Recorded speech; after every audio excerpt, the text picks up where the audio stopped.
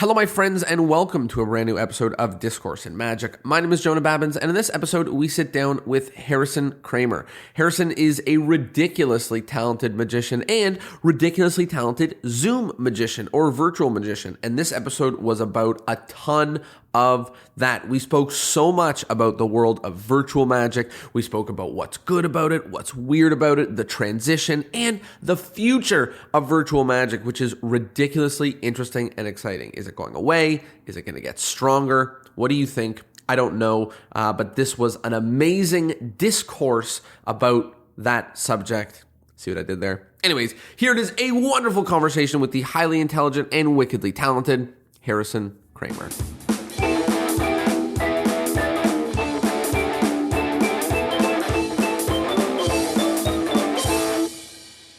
Hello, my friends, and welcome to a brand new episode of Discourse in Magic. My name is Jonah Babbins, and we are here with the one and only, the Zoom magician himself, Harrison Kramer. Harrison, how are you?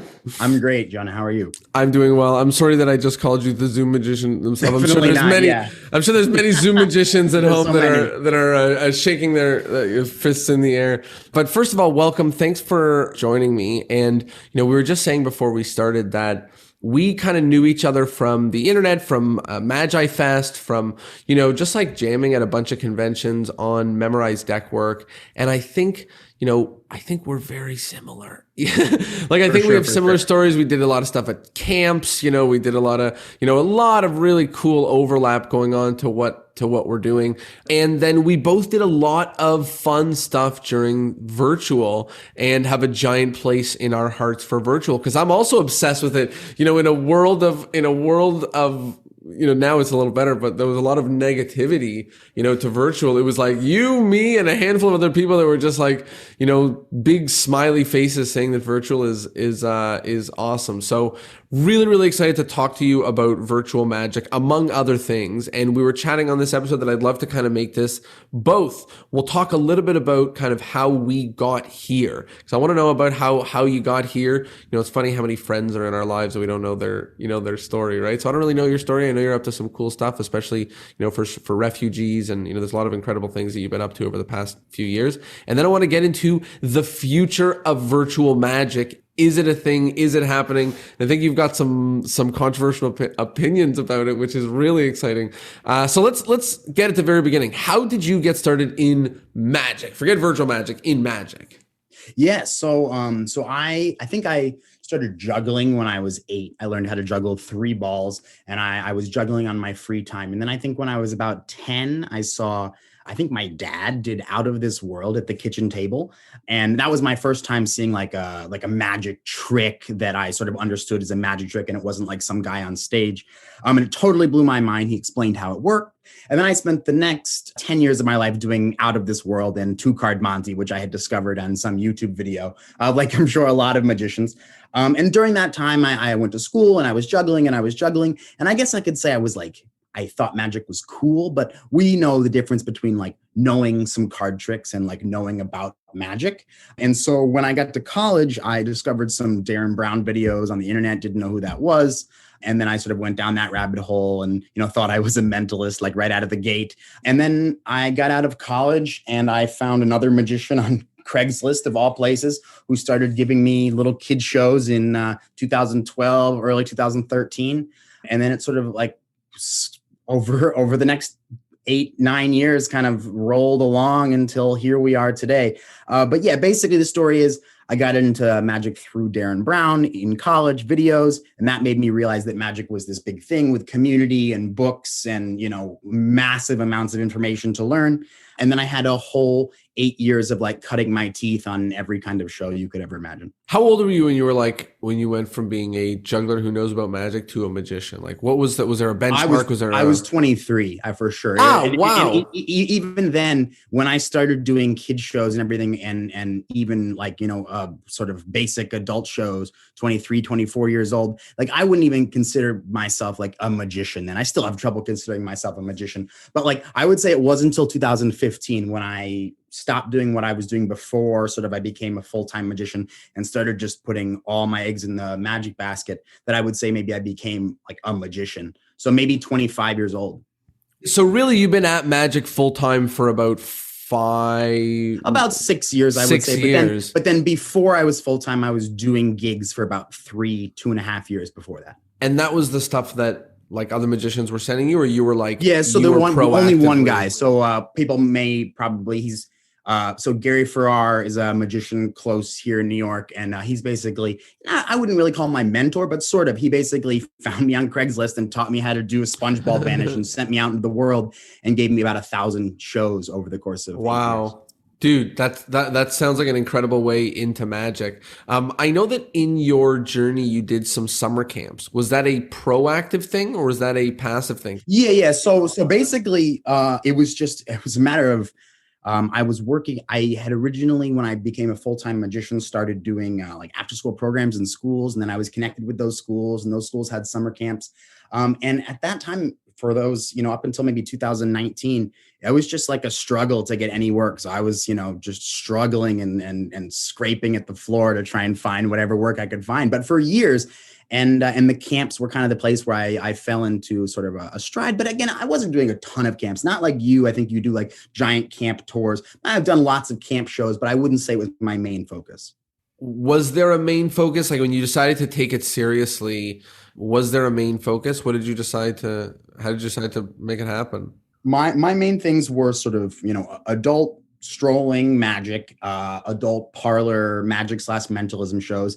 And then the other thing that I considered myself good at was just family shows, like all around, no matter who's there, engage everybody, make it appropriate for everybody, make it fun. How was that going? Like I don't really know about like It was going. I mean, it slowly started to pick up. Again, it was like, 2015, I made a certain amount of money, and then I made more, and then I made more, and then I made more. Was there ever a thought that you weren't going to do magic full time? Were you in school No, for something, or did you just no. smoothly transition into doing Yeah, it magic? just all sort of happened. Like I didn't really have a choice. I'm sort of a magician by necessity. Like, yeah, I love it, and I do it now because I want to, obviously. But when I started my first magic show in 2013, that was because I needed money to pay my rent. Right. Yeah. So it definitely wasn't ever like a hobby for me before. I guess it sort of was, but it wasn't. I didn't start doing it because it was like, oh, I really like this. It was like, oh, I like this, and like, what am I going to do because I can't afford the train? It's like, yeah. Yeah, this is my thing. So kind of walk me through, like, was there a moment that you were like, okay, I'm going to do this? Was there a moment that you said, I'm going to take this seriously? Was there a like? Yeah, for sure. 100%. So 2015, on my birthday, June 2nd, 2015, I purchased my LLC for $200, whatever it costs. And that was sort of like the day where I stopped doing what I was doing part-time before. And I said, okay, all my eggs are in this basket now. And I started cold calling schools and trying to set up after school programs. And that was pretty much it. It was June 2nd, 2015 was the day that I became what I would say a full-time magician. And then it wasn't really until 2018 where I was like, okay, I'm okay at this. I can do it. Was there a, aside from somebody giving you bookings, was there like, a moment where you really found the community, or where you found, like we were at conventions together. So what, I see there's books on your shelf. We met at conventions, like you're on this side of it, like, sure. So what 100%. Was it that made you like say, okay, let me not only just, there are people that are workers and spend no time and have no effort in the magic world, and you're not. You spend time in the world of magic, sure. And so what is it like? What was that thing? It was one thing in particular. It was I don't know if you know of a group called Magnets in New York. It's basically like sort of it's like a non, it's not non-structured. But it's like it doesn't actually exist. But it's just a group of people. It's called Magnets. And Eli Bosnick and Kent Axel very early on had started. I don't know if you've heard of any of those names, but essentially I found them through a guy named Herb Scher in late 2015, early 2016. And they sort of became my magic friends. And I saw someone using a stack, and I saw someone do the truffle shuffle, and the rest is sort of history. And that's where I sort of met magic friends and learned. And I'm sure I had like, not that I have very many books, but I'm sure that I had a lot fewer books back then. Like I really didn't know what was going on until I met those people. And, some of them knew what was going on. Some of them acted like they knew what was going on, and everything in between. And just from being around them, you started to learn yourself. Dude, it's super interesting, that you mentioned not having a lot of books, and I see the books on your shelf behind you, and I have not that I can see the whole thing, but I have a somewhat similar shelf, and it's funny, I don't have all that many books either, but I'm in a similar boat where I learned from human beings. I learned from people in person showing me magic and sharing stuff, and I think it's such a rich way to learn, even though, yes, I also learned from books. I feel like I learned fundamentals from books, but I feel like I didn't really know what I was doing until I spent time with other magicians, especially with For respect to sure. card magic. You For know what I sure. mean? Let's talk about the stuff you're up to with humanitarian magic. I've seen over the years, you've been posting so many different amazing charitable magical endeavors. Even to this day, I know maybe on a flip side, but you're offering, or you were offering, I don't know if you still are, free shows to healthcare workers. So you're really on that side of it. Talk to me about kind of how you started doing that, what all of those things are all about, because it's super interesting and exciting. Sure. Yeah. So, like many magicians, I'm sure when they were starting out, you kind of had to like do stuff for free to figure it out. And because all of my gigs originally had come from through someone else, like I didn't really have a way to get my own gigs. So I started sort of doing those free shows, and through doing those free shows to try and get that, exposure, as they say, over many years and having it not work, I very much realized that I liked doing magic when there was no structure, no construct, no expectations, no money, no nothing. It's just you and them and whatever you can sort of create. And it sort of stemmed from that idea. And I've always had sort of an interest in helping people, obviously, and specifically refugees. And I've had an interest in the Middle East and the Mediterranean, which is where a lot of that stuff is happening right now. And so those sort of things kind of combined. And then in 2016, I went on vacation with my wife to visit our friend in a place called Kalimnos, Greece. And when we arrived at the port, it was just these refugees just covering the port, like hundreds and hundreds of refugees. And I'm like, we're walking on our way to our rental car. It was like really like just like a very harsh moment. And I didn't obviously didn't stop and do any magic for them, but that was like the first time where I was like, hey, like if I went over and I sat down with those, those kids over there and that one adult, and I was able to connect with them without language, not only would that be like sort of like a gauntlet of my ability, but that could also be something amazing for them. And then I came home from that vacation in 2016. And I remember I sent out maybe 100 emails to like a bunch of different aid organizations trying to like set this up. And I got like 2 responses back. And one of them was from this organization in Greece that basically runs all the education programs within the refugee camps there in Greece, where my wife's family lives. And they were like, yeah, come on, like, let's do it. And I went, and it was a huge learning process. And then I went again, and then I went again, and I've been about 4 to 5 times, depending on how you break it up. And I visited about 28 different locations. I would say Wow. maybe 20 of them are refugee camps, and the rest are, just help centers and things like that. And essentially, you just go in and you do your shows, and you have people that help you, and sometimes translate for you. Though you very quickly realize that doesn't really help at all; it just makes things worse.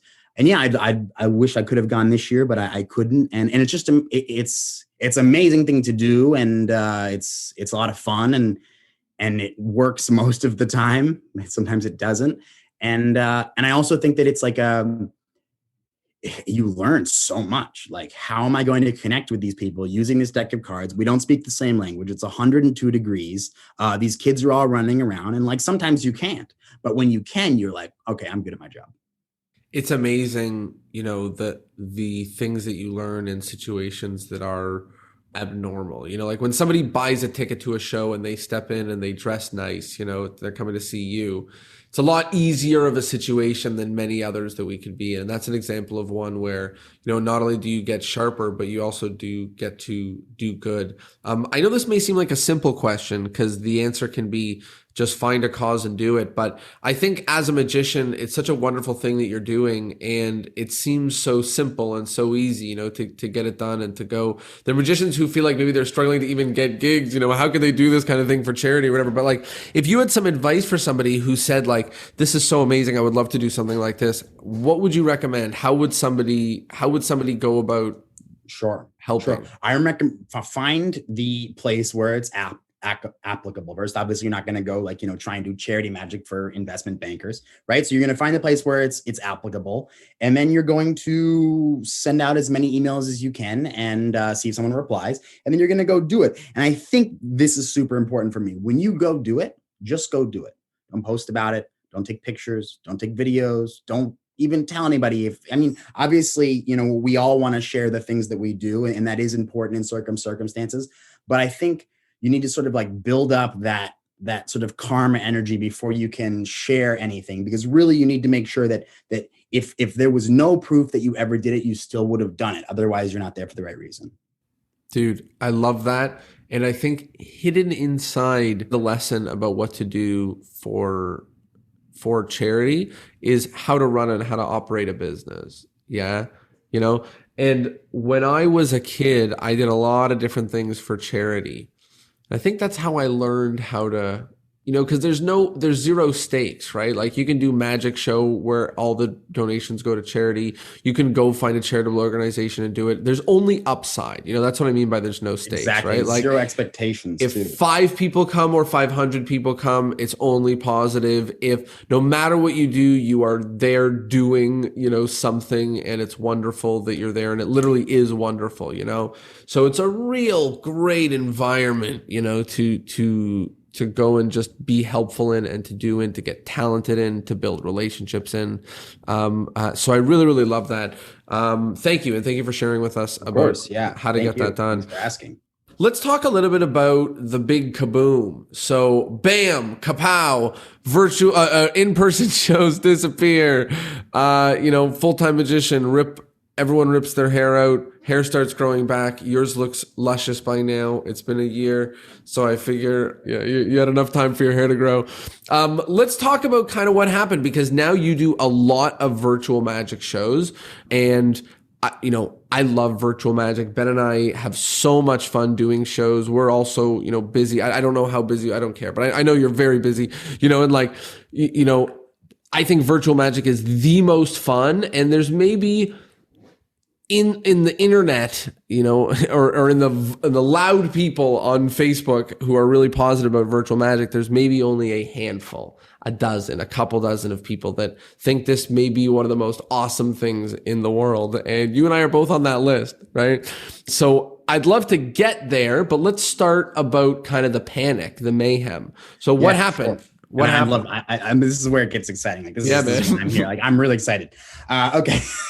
So essentially, you guys all know, we all had gigs booked. I had plenty of gigs booked, and it was a good 2020 for me starting out. It was like, wow, like January looks good. This is great. It's going to be a good year. And then March came, and all my gigs got canceled except for one, like bar mitzvah or bat mitzvah in the summer. And it was like, I was okay. I was like, oh, this is going to be fine. Like it's going to be fine. But really, all of my gigs got canceled. And my wife was working, and she's like, oh, sweetheart, it's going to be fine. Like, don't worry. You just do what you do, and we'll figure it out together. So she was super supportive. I would say 2 weeks later, I did my first virtual gig. And I wasn't doing my first virtual gig because it was the cool thing to do, or I saw someone else doing it. That's not to say that I didn't see someone else do it. I did see Gary Farrar do it, and I saw many people posting about it on the internet or whatever. But I did it because someone contacted me, one of my clients, and they wanted me to do their kid's birthday party, and they needed it to be virtual. So it was almost like, it wasn't like I did it because I wanted to do a virtual magic show. It was because I was a full-time working magician, and I had a client who wanted a service from me, and I had no other job. And so that was my first virtual show. And I remember like hating it and being like, oh, like, why would anybody want that? So stupid. Like, no way. And I remember in the first maybe month telling Nayla, my wife, a couple times, like I don't want to do this. Like, we're just doing this because it's all I have. And she was all fine with it. And then I must have been like the end of April, early May, when like companies like started to reach out to me, and I started to realize that they were willing to pay money, and I started to have people refer me, and all of a sudden it was like, sweetheart, I'm making as much money as I was making before. sweetheart, I'm making double what I'm making before. And then, exponential growth curve. And it was just, that was basically it. And I started out doing free shows for nurses. That was like my thing. And I remember I did a free show for some nurse, and the doctor sent me a $200 check. And then you add that to the $350 birthday party I did the day before. And then, after school program that I taught online. And it was like, it was starting to add up. And that was like the moment where it clicked, and you were just like this could be a thing. And then I was thinking like, oh, well, what if I could do a virtual magic show every 10 minutes where people all over the world, and I could charge them $100, but I'd be making, $2,000 a day because I'd be doing 20 of them. And it seemed like this like ridiculous thought in my mind. And then little did you know, like a year later, it was like different than that, but it was that. And it's just crazy. That's basically the story. I love that it's just like, it's been crazy, crazy, crazy, and a fun roller coaster, for you to grab hold of. It sounds incredible. And one of the things that I would love to chat about, obviously it's exciting that, virtual magic is a thing, that companies needed this, but also something amazing happened, which is that table of magicians who used to jam mem deck tricks and only would do close-up table shows and stuff, all of a sudden became the most important people. Exactly. At the somebody who can do close-up card magic is now something that is like actually a really important skill in virtual. Somebody who can do like micro magic, stuff that happens really, really small, that is a benefit now in virtual. And all of a sudden, a lot of people got thrusted into a position. So, I think so many amazing things happened, but one of them that happened is, close-up performers like ourselves finally got put in a place where we're not stretching our abilities in parlor, but instead we're like, a little bit more in our element by having objects that are near us. So yeah. And I think one of the things that specifically, me and you and other people I know that do similar magic to us is because the props that we use are fairly organic and simple and almost non-existent in a lot of cases. Our presentations are based on the interactions that we have with people and our ability to react on the fly and jazz and do these things. And I think that this is like the most important thing in virtual magic, is to be able to make people feel comfortable right off the bat, as if you're talking to them right in front of them, to be able to adjust on the fly, because the virtual space is crazy and you never know, what's going to happen or what you're going to need to do. And I truly think that sort of jazzy kind of street performing kind of showman style that is so important when you're doing like, close up table hopping and just showing up at a gig and slaying it is what's most important for virtual, is that sort of think on your feet stuff. So let's talk about virtual. In a minute, we'll talk about maybe the longevity of virtual, but we've touched on, virtual is great because large companies with 200 people or 300 people or 500 people will still pay a per head cost per person, even if it's less than it would be. It's like we're putting on a private ticketed show at a more or less per head fee, which ends up being really lucrative. So we've spoken about some of the lucrative aspects, but let's talk about some of the magic aspects themselves. What is so great magic-wise? What do you love so much magic-wise about the world of virtual? Well, the first thing is that I think that because it's so new, you don't have everybody doing the same thing. So yes, we all are doing the same thing. And there's a lot of people doing, the Black Mat Project and Adrian's stuff. And that's great. But it's like nobody really has the ability to copy anybody's style yet. Because if you copy their style, you like literally would have to just copy their style because it hasn't had like a bunch of years to get watered down to the point that you think you're not copying someone's style. Right. You know what I mean? So that's one of the things, is I like the fact that we're all kind of doing different stuff. And no matter whose show you watch, it's probably going to be very different from anybody else's show.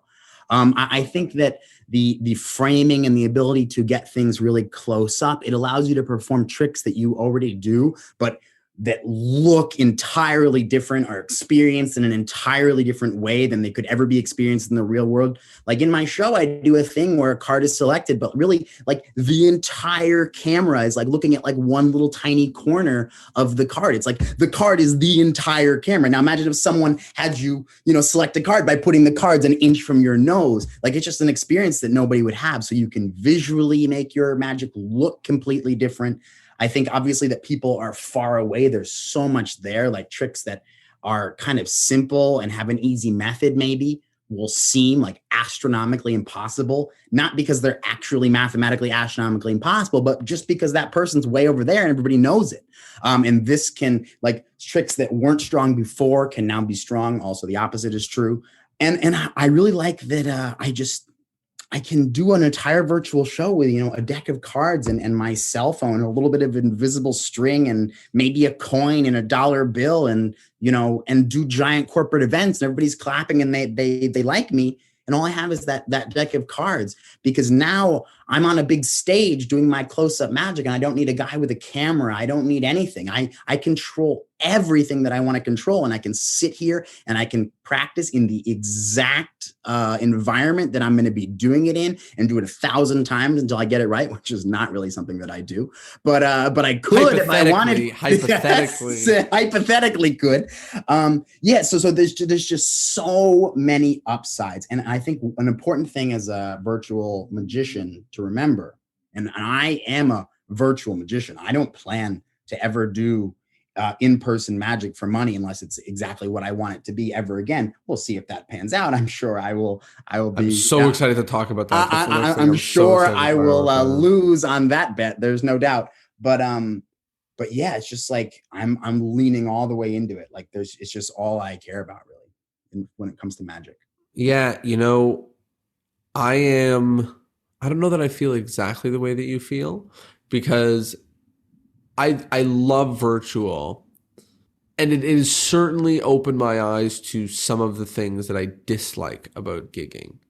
Like at this moment in time, when I think back to gigging in the real world versus virtual magic, like it is a no-brainer that virtual magic is better in terms of my lifestyle, in every way, in terms of the hustle and bustle of gigging. That being said, live performing is really phenomenal.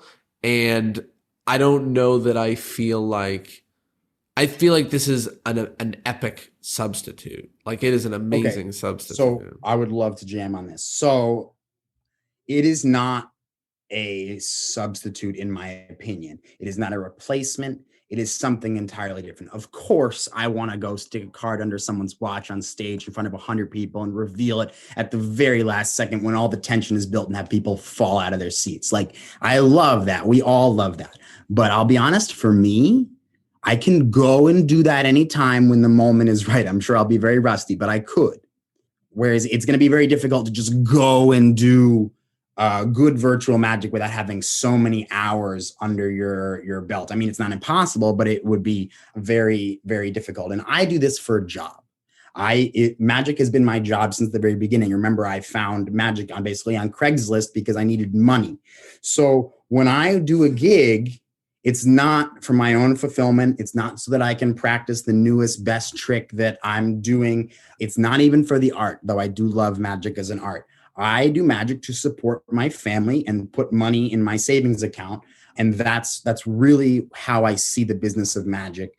And I'm sure I'm totally off the question now. My brain is not even remembering what it was. But yeah, I basically see it as a business, which I think is the difference. Oh yeah, and we were talking about substitute. So virtual magic is not a substitute for anything. Virtual magic is something entirely different. I tell my clients this all the time.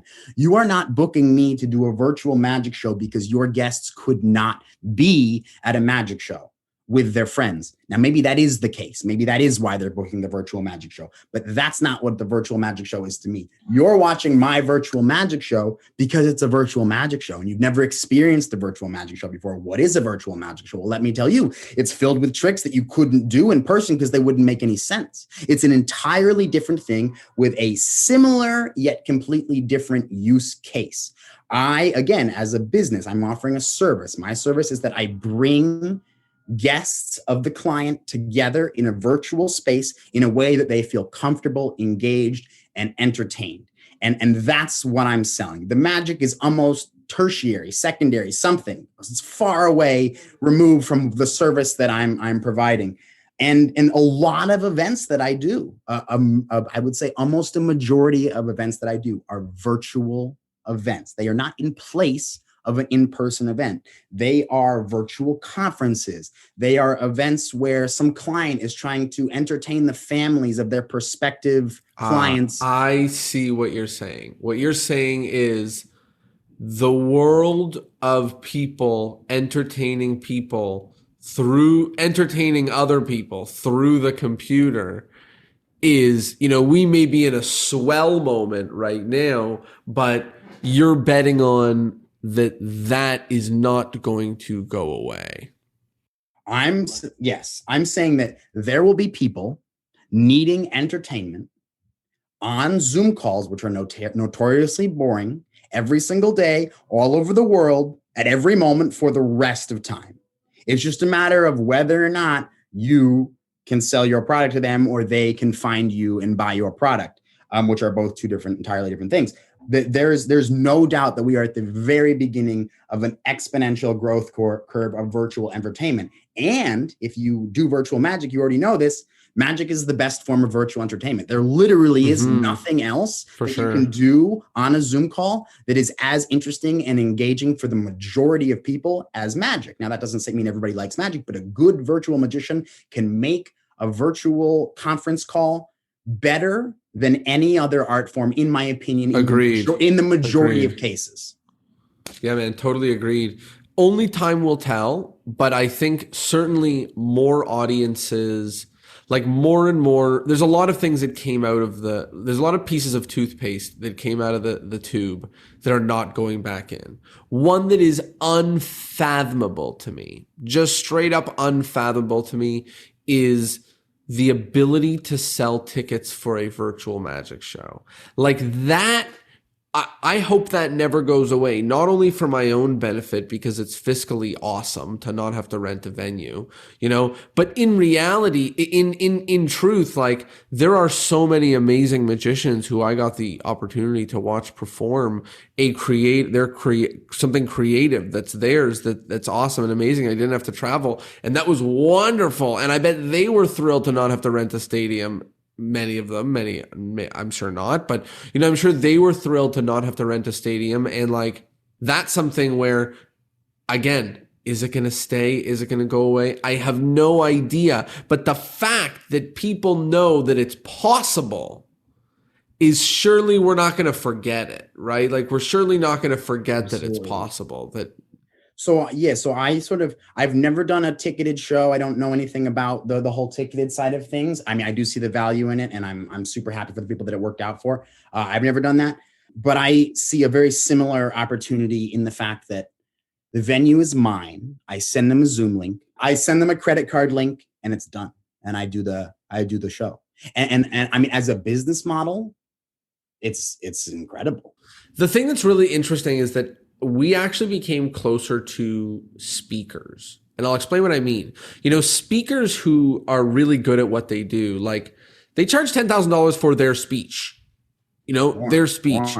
Yeah, or whatever, right? And there are magicians that are as well in that boat. But for the most part, a lot of gigging magicians, they answer the phone with like, what weird, strange event did you want me to come to? And I don't mean that to, some events are great, but everything is a different can of worms, right? You open there like, oh, I'd love if you were to mingle around to this. Okay, great. Oh, I'd love if you were to do a show between this and this. Okay, great. I'd love for you to MC and do this. Like if you're a gigging magician, you've got a myriad of skills because every single event has demanded something completely different versus a good speaker does their speech. They do their speech. They're hired to do their speech.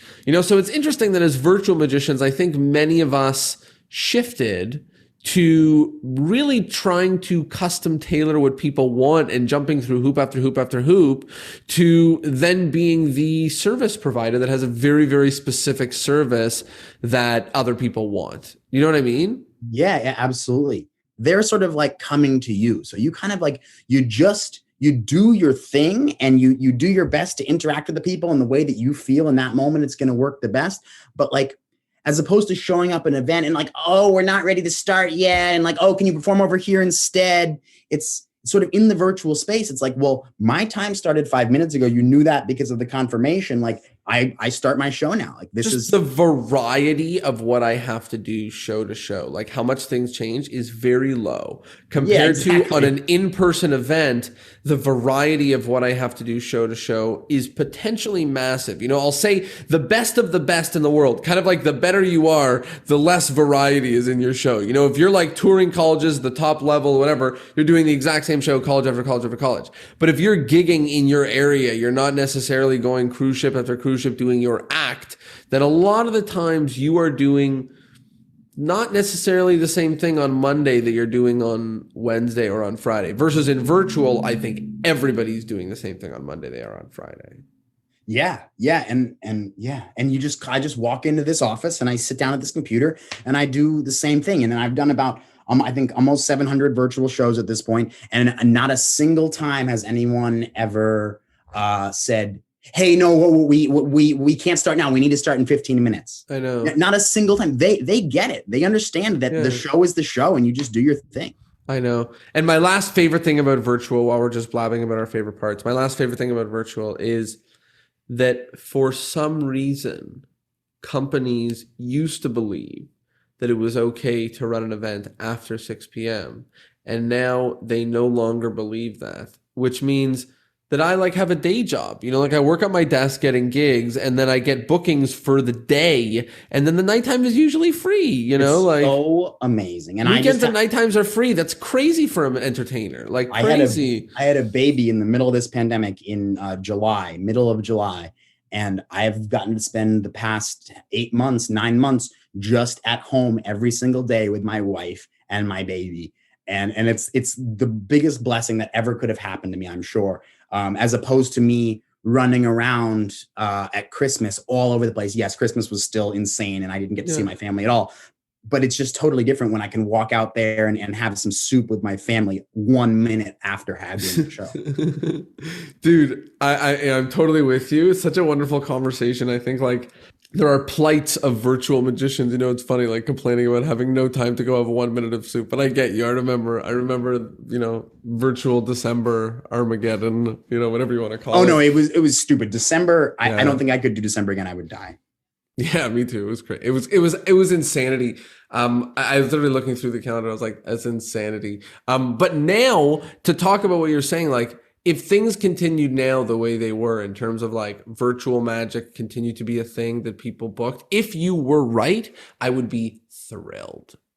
Well, I'm right. You don't have to be thrilled. I'm right. You know what? I get what you're saying. I know there will be a need. The question of whether companies, when they're told that they can now finally do their in-person thing and the flights now say that they can now fly and the money is about to go back into the economy, what percentage of this remains? Will some of it remain? Of course, a smaller percent. That's why I think that right now we're sort of going through kind of an adjustment period where everybody's going to have to sort of figure out how they fit into the future of this whole thing.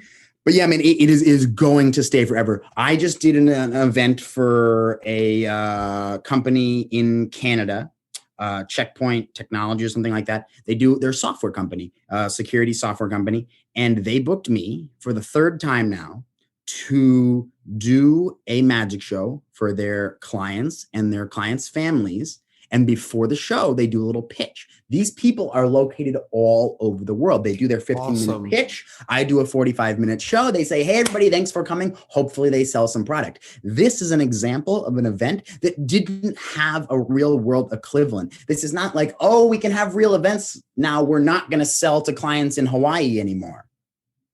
You get what I'm saying? And when you can bring people onto these Zoom calls and you can do, I don't want to use a pattern interrupt because everybody says that, but when you can do a pattern interrupt and have something that truly is interesting and exciting and mesmerizing, they remember that because Zoom calls are so boring and so monotonous and they're all the same. When you have this shiny object on this Zoom call, which is essentially what we are, it has, people have a visceral connection to it. They remember it, and it can possibly cause something in their brain chemistry to do something differently than they would have done before, which is why referrals in virtual are so much more common than when you stroll at someone's dinner table. When you stroll at someone's dinner table and you give them their card, they're probably never going to call you. Nobody has a use case. Exactly. But when you do a virtual magic show and they're like, wow, that was insane. Who was that guy? They want to tell everybody about it, and they can all think of a Zoom call where you would be perfect, which is every Zoom call. 100 million %. What I've been saying about Zoom is everyone or their spouse or their best friend or their kid or their parent works at a company that has botched a company happy hour. Yeah, for sure. And they're all, and everybody who calls you is like, oh, well, company hour, happy hours, they suck. And you're like, well, I have the solution. Right. Yours does. Right. Because it doesn't have, a virtual magician added. Dude, I'm totally with you. My take on it is I will wait and see. I am done making predictions. I think, or I guess, let me say it in another way. This is the way that I've been saying it for the past few months. And I think I feel confident about it, which is that I learned a harsh lesson in the strike of the pandemic, which is to more or less plan about 3 months in advance. Not that I think year-long plans or 5-year plans are wrong. I have general ideas for kind of where things are going, but I want to be sure about what's going on 3 months in advance. So for me to talk confidently, from all the signs I see confidently, I feel really good that virtual is going to be here for another 6 months. Let's talk, I think 3 months, but 6 months, no question, especially in Canada. Like, we're moving slow on the vaccine. It's not going to be fully out. Companies who are starting to prepare something now for 6 months from now are not going to do in person. So 6 months, I'm not seeing a real serious slowdown in number of bookings. 6 months, I feel really confident in that. What do I know about a year or 18 months from now? I couldn't make a prediction. Yeah, well, I can tell you that a year from now, 2 years from now, 10 years from now, there will be people doing exactly what we're doing now in exactly the same capacity. The question is, I'm all for all the magicians out there, all you guys right now listening right now, all you guys, go back to doing in-person magic. Do it. Go back, enjoy it, have fun. I love you. I'll see you there. I'll come to your shows. I don't need anybody to convince me that virtual magic is still going to be around. Sure, I may find myself down and out with no virtual gigs and have to find another way to do things, or maybe go back to doing what I used to do, which is still a lovely thing. And I did it because I loved it in the first place. But there's no doubt in my mind that there will be virtual events. Whether or not we get them, that's another story. But will the virtual event space continue? Will they still need people that can do what we can do on a virtual call 100% every single day, more and more all over the world for the rest of the time? Dude, phenomenal. You provide a really good argument for why that's going to happen. And I think it's important to retouch on the fact that we are so very much at the beginning of this. We don't even really understand what virtual magic is or its use case completely, because in my opinion, they are not the same as an in-person magic show. Agreed. We don't do a virtual magic show because we can't do an in-person magic show. It's just a different thing. I totally agreed, but I do believe that that oftentimes they're doing a virtual conference because they can't do an in-person one. And because that's happening so much, they need a virtual magician because they don't need an in-person one. That's what I'm suggesting, which is that But do you think that the number of Zoom calls per day in the future will increase or decrease? To what it is at this moment right now? Yes. Decrease. Maybe. I don't know. I would be interested to get the numbers on that. I think it will increase. Really? The number of Zoom calls per day. Well, I guess in any context. I'm saying, will people connect more virtually in the future than they do now? I think the answer is Yes. yes. Yes. Is the virtual space a difficult space to entertain for most people who've never done it? Yes. Of course. So now you've got maybe a smaller portion of calls that are going to need entertainment, but also a few people that do it. All those people went back to doing real shows or in-person shows. And now, I mean, again, it's like, I don't think that because there will be less magicians, there'll be more work. That's not really what I'm saying. You're saying economically as a whole, there's going to be more virtual everythings, meetings, Zoomings, Microsoft Teamings, WebExings, all of that. Yes. And the other thing that I think it's important to realize is that in the past year, you and I have probably been on the spot on a Zoom call more than really anybody in any industry all over the world, with the exception of teachers. But teachers aren't entertaining. Teachers are maybe teaching, and that's, I think, a little bit different. So I have to say, I have to say, I agree with you, and it's crazy because I forget that when I talk to people, I know more about Zoom than literally any person on the planet. Any person on the planet, like, and it's like these people who book me and clients and inquiries, they all have these weird platforms that we know about, and it's totally fine. But I tell them, I'm like, listen, you can use whatever weird platform that you want, that you think is going to engage or track people or whatever. But I'm advising you that if you want people to have the most organic, relaxed, fun experience, be in a Zoom room and have me be in charge. Yeah. That's it. You know, it's amazing. I mean, look, first of all, I'm the same in terms of... Which is not necessarily true, but that's what I tell them. And again, I think it's important to, and by the way, all the magicians, please go back to your regular gigs. But I think it's important to see virtual magic and in-person magic kind of differently, where in-person magic is, I think, in my opinion, more about sort of like the art and like, you're not going to get up on that stage unless you're good. I think virtual magic is more about like, you are providing a specific tool to your client, and that tool is people being engaged on a Zoom call. The fact that we now know how to entertain 10 to 10,000 people who live in different locations all at once is not going back in the toothpaste bottle. You know, like we're not going to unknow that, because that is epic. Right. And they're not going to unneed that either. There may be a lull, things may change, but the need for what we are good at is not going to stop. Dude, I love that. You provide a good argument. I don't know. I'm just going to ride the wave. I know it's going to be here for the next 6 months. Yeah, I'm riding the wave too. I have no idea either. But no idea, the argument makes sense. And as you talk about it more, I think of more and more use cases, you know, even more than the ones that I'm being used for over and over again. So we'll see what happens. I wanted to talk about something funny that happened in a Teams meeting. So I dislike Microsoft Teams, obviously, because it's horrible. It's not as good as Zoom. So it's good in many ways, but it's not as good as Zoom.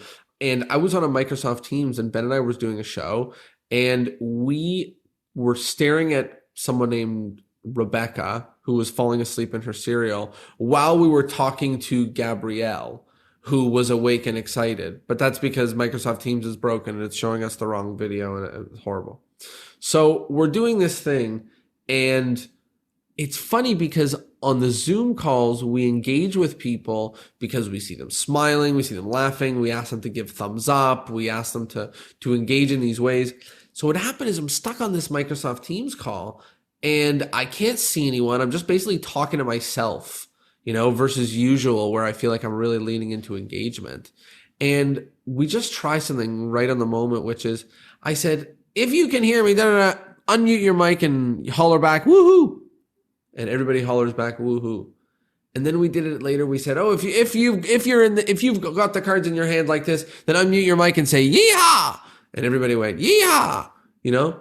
And then all of a sudden what happened is I left that and I was like, I love Microsoft Teams. I love it. Because what happened is I learned this whole other dimension that I could run the show. It was like, I mean, it was audio back and forth, but a video show. And once I had that in mind, I went, well, this is a super interesting way to do it. I call on people based on audio. Now, I'm not saying that's the best thing to do, but that little micro lesson that happened on struggling through enough Microsoft Teams taught my Zoom shows how to be even more engaging, because now they engage in the chat. Now they engage visually, they engage with audio, they engage in many different ways now. So I thought I would just touch on that, like, kind of like what you said, this is a really unique skill that someone can be flexible to platforms that don't work and can entertain groups of different sizes virtually through a screen. And you're right that over time, maybe the number of people that choose to keep doing this will go down. But I thought I would just share that little micro win. Yeah, for sure. All the times on other platforms, which I of course don't like as well, you realize like, oh, not so bad. My thing still works. Like, isn't that great when you realize your whole shtick still works? I love it. It's the best. Okay. Well, what's something, before we kind of get going, what's something that you want the world to know about virtual magic? We've talked about your love for it. We've talked about its longevity. We've talked about kind of how some close-up magicians have this really awesome and exciting advantage in this world. And as a little micro lesson, you and I are maybe on different sides of this coin, but as a little micro lesson, if you're just hearing this and you're thinking to yourself, virtual magic seems like fun, maybe I should put on a virtual show, or maybe I should go try it out and see if somebody wants to hire me for a virtual birthday party. Definitely don't. We disagree on that front, but I think you definitely should, because we have who knows how many more months left of this, but we're definitely in a great moment of it right now. So take advantage of it. Yeah. So what's the thing that I want people to know about virtual magic? What was the question again? Okay. Yeah. What's the thing that you want people to know about virtual magic? The thing that I want people to understand about virtual, I guess it's two things. The first thing is that it's not in place of an in-person show. It's something entirely different. That's fine. You can think of it as in place of a virtual show, but it's just not. It is in place of an in-person show. It's just not. It's a virtual magic show. It's something different. You can like it or not like it, but stop comparing it to in-person magic, because they're just entirely different things that they almost don't relate to each other. And they almost don't even have the same use case, in my opinion. And then the other thing is that I want people to not know, but I will tell you, is that the earning potential of virtual magic vastly outperforms. And I'm not saying like for X number of people or for me or for anybody else, but I'm just saying the earning potential in virtual magic is higher than in-person events. That's not to say that you can earn more. It's not to say it would work for everybody. It's not to say it's working for me. But the point is that unless you are a celebrity in magic, in my opinion, you cannot make as much money doing in-person events as you could make hypothetically doing virtual events. Not even close, in my opinion. Like, I look at the people who do. I mean, and we're not going to talk numbers, because that would be weird for lots of reasons. But I look at people who do cruise ship magic or tour colleges or all of these things, and I know how much those things pay. I know how much those people were making. I know how much people make in certain portions of the magic world, and there just isn't a competition compared to what's available there with virtual. I'm telling you that you could make $2 million a year doing virtual magic, and that doesn't even blow my mind yet. That's like, oh yeah, somebody could do that. Not me, but somebody could do that right now. And again, I know there's famous magicians out there making a lot more than that in real life, but I'm just saying, for people that aren't known by anybody as a business model, it's there. It's super interesting. I want to convince you to do one thing. Can I convince you? Okay. Sure. Before the wave is over, whether you think virtual magic shows are going to go down or not, before it's done, please put on a ticketed show. I will buy the first ticket. There's dozens of people who want to see you do this. No. I'll explain exactly why I wouldn't, and I don't feel the need to or don't want to. And it's because I am not any better than anybody else. When people come to a ticketed show, they come for the magic. My magic is not any better than anybody else's. I'm not doing any effects in my show that you're like, wow, man, that's really good. I'm not a great magician. I'm not even necessarily a good magician. I'm just a guy that does magic tricks and can usually pull off a show without having it go awful. But yeah, the ticketed show thing, it's like, those people are coming because they want to see me do my magic. I don't want anybody to see me do my magic. I want to go and I want to make people feel excited and together, and then get out of there and have them be like, oh, wasn't that guy good? And they have no idea who I was, and maybe they look me up and think, but like, though, I've never once purposefully invited friends to a magic show ever in my life. Like I wouldn't dare. I would be terrified. I mean, plenty of my friends have come to magic shows, my parents, my family, over the years, but I've never once in my life put on my own magic show ever. I've always just been hired to do magic shows. But that's because I started as a bit. I remember, we'll go back to the beginning. I found my first gig through someone on Craigslist. I hear everything you're saying. All I'm saying is, look, all I'm saying is this. Financially, it's awesome. You just do one, right? Financially, it's awesome. Lead gen, as in the number of new people it brings into your business, it's awesome, right? It is. And shareable content, it's awesome.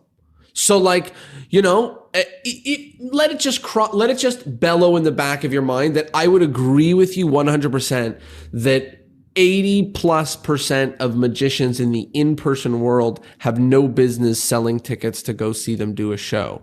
But in the virtual world, it may be an opportunity that is untouched in the physical world, and you may want to try it. Just maybe. I hear what you're saying. I hear everything you're saying. I just want to say to you, maybe if you did one, I think people would really love it. And I'm not referring to magicians. I'm referring to so many people would love to come see that. And one of the things that I just love about virtual is that, like, there are no rules at all. You can do whatever you want, and there's nobody else doing it, and there's no wrong and there's no right, because we're just making it up. Like, we're all literally making it up. And anybody who thinks that they're better than anybody else at virtual magic is probably wrong. And the other thing I love about it is it entirely leveled the playing field. Like, the people who used to be famous and serious and everybody thought they were important, that's fine. Maybe they're still famous and serious and important in the magic world. But outside of the magic world, nobody has any idea who they are. And let me tell you, based on their videos, nobody wants to hire them either.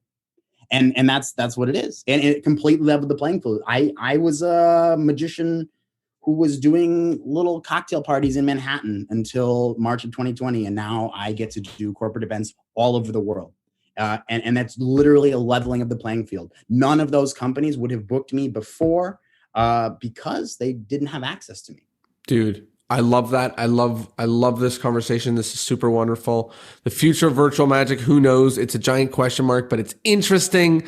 Right now, virtual magic is a ton of fun. Financially, it's awesome. In terms of how much fun it is, it's awesome. In terms of it's awesome for a lot of reasons. You lose a little tiny bit. I agree. You lose a little tiny bit of stuff that you may have had it in person, but we're serving a different thing. So like, it's not it's different. The same way that a magic TV show is different than watching a magic trick. In the same way, a magic YouTube video is different than magic. They're all different, right? So 100%.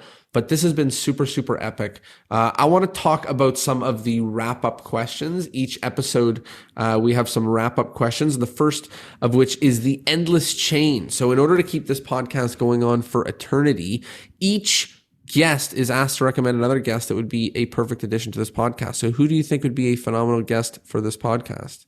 I'll recommend two, if that's okay, and you can do whatever. The first one would be Gary Farrar, because he sort of is very much sort of a more advanced, more smarter version of me, because I'm really a dumber version of him. And he just has so much knowledge about like what it's like to do events in the real world for real people for many years before it was glorious and virtual. Yeah. And he's also doing just as much as I am virtually, and he's just a brilliant guy to talk to about everything. The other person would be Devante. Do you know who Devante is? I don't. He's a magician here. If you type in Devante Magic, you'll find him. But so the deal with Devante is he's just a really, really, really talented magician.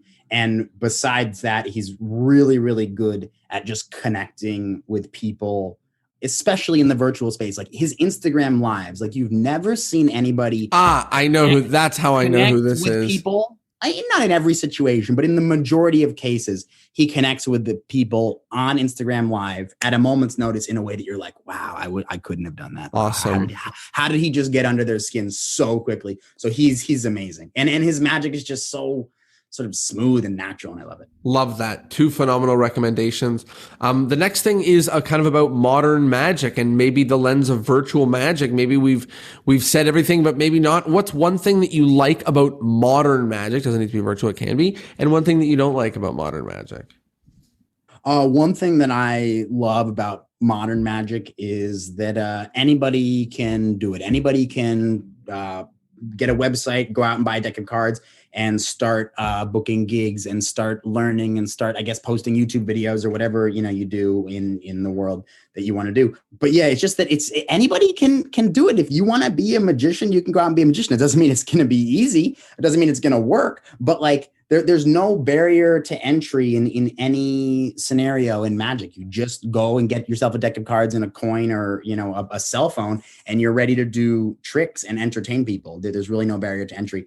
The thing that I don't like is kind of similar in the sense that I see a lot of like the internet, social media magic. Again, I'm not like hating on social media magic. That's totally fine. I just think that there's a certain portion of magic these days that has nothing to do with the ability to actually entertain people with the magic. And that's fine. Again, there are so much, just like virtual, people can do whatever they want. There's no rules. You do whatever you want. But it's like, I'm really only interested in you as a magician if you can get in front of people and make them feel like they're enjoying themselves. And anything that is more about you than it is about them, which is a lot of magic, is just doesn't really have a use case for me. It's sort of like it has to be about interacting with the people that you're with. Otherwise, it's just a magic trick, and I'm not really as much interested in just a magic trick. I'm interested in like a situational, something that's interesting in the situation that has to do with the magic trick. I don't know what I'm trying to say, but basically, I don't like it when people put so much focus on the magic tricks themselves and don't actually ever, entertain anybody with it, especially groups of people. Like the idea that you're a magician, if you can sit there and do a card trick for one person, it's like, okay, yeah, I guess you're a magician, but can you do it for 40 people when you've run out of tricks and they're all breathing down your neck at a wedding? Like that's the gauntlet. Let's see. Go ahead. Love that. Let's talk about the take-home point. So people have been listening to us talk about virtual magic for a long time now, and some in-person stuff too, but a lot of virtual magic. If people are going to think back to this episode, what is the most important thing? What's the one thing that you hope everybody remembers? I told you so. I told you so. Yes. This is just the very, very beginning of virtual entertainment. And I very, very much hope that everybody goes back to doing in-person entertainment. Dude, fingers crossed that you're right. I love virtual. I think it's super fun.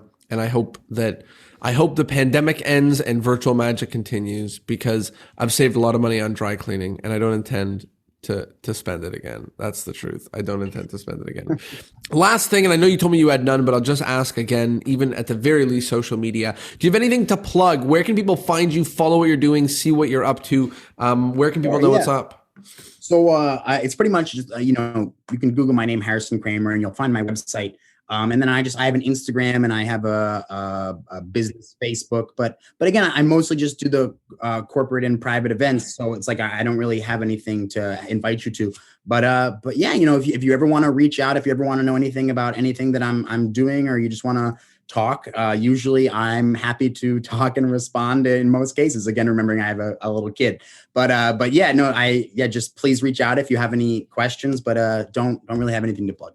Well, I'll use the opportunity to say that Harrison jams not only memdeck stuff, but also virtual magic stuff. So if either of those two things excite you, then just bother him, poke him a bit, and he'd love to jam with you about it and share and learn something. Maybe I just put you on the spot for something you don't want to do. No, that's okay. That's okay. And I'll tell you, because it's on topic.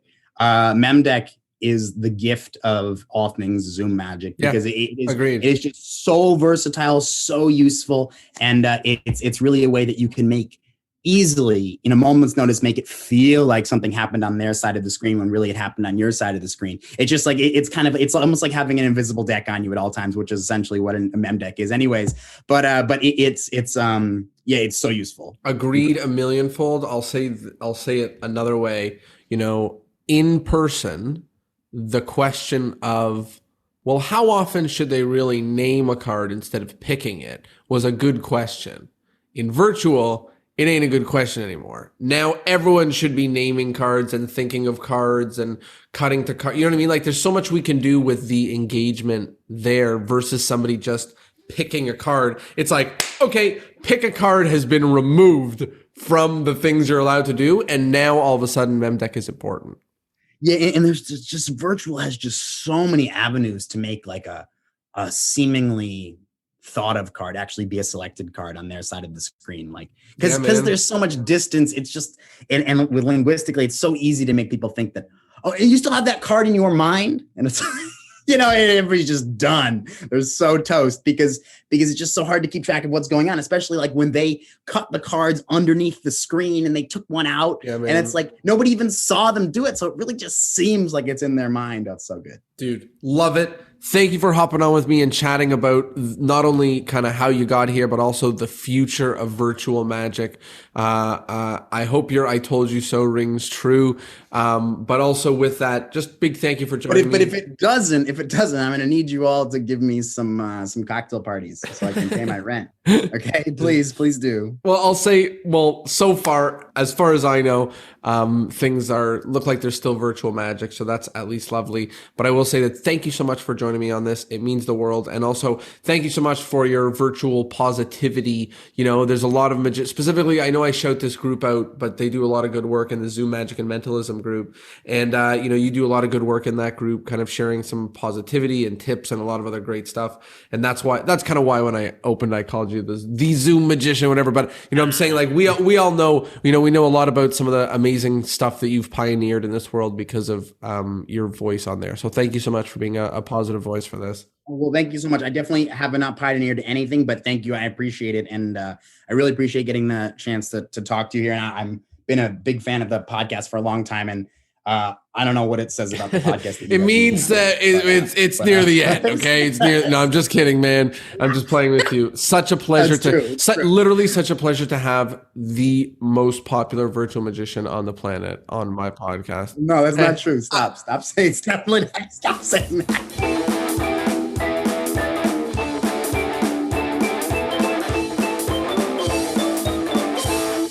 Well, there you have it. I hope you liked the episode, and I hope, of course, that you learned something. As always, if you thought this was interesting, if you think this would be valuable for one of your magician friends, share it. We're all in a bunch of different magic Facebook groups, and if you think someone else might benefit from this, share it. Tag them. Tell a friend. It means the world. Podcasts are hard to share, and it really helps when you tell some people about it. Thanks so much for being here. I'll see you next Thursday. Peace.